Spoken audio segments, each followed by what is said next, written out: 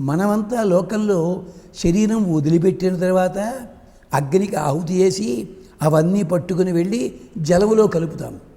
కానీ భీష్ముడి గొప్పతనం తెలుసా అండి? సశరీరంగా ఉండగానే సాక్షాత్తు గంగాదేవి పైనుంచి కిందకి దిగొచ్చి తన లోపల ఐక్యం చేసుకుంది. అంటే భీష్మ ఏకాదశికి ఉన్న గొప్పతనం ఒక్క క్షణం ఆలోచించండి. ఎంతవరకు భీష్ముడు పోయాడు, గారెలు బలా వండి పెడదాం, ఇంత మాత్రం కాదండి. గంగాదేవి అంటే మాఘమాసంలో అసలు మాఘమే చాలా గొప్పది. అలాంటిది మాఘమాసంలో ఏకాదశి మరింత గొప్ప విశేషం. ఆ రోజుని వచ్చి ఆ మహాతల్లి గంగా మహాదేవి దగ్గరికి చేర్చుకుంది. అప్పుడు మీరు అడిగే సందేహానికి ఓ సమాధానం ఇక్కడే ఉంది.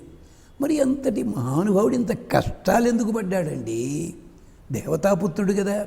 కాదు, ఒక స్త్రీ వ్యామోహంలో పడి చేసిన తప్పుకి ఎంత అనుభవించాడు. ఎవరు? ప్రభాసుడు. ఈ భీష్ముడు ఒకప్పుడు ప్రభాసుడనే గంధర్వుడు.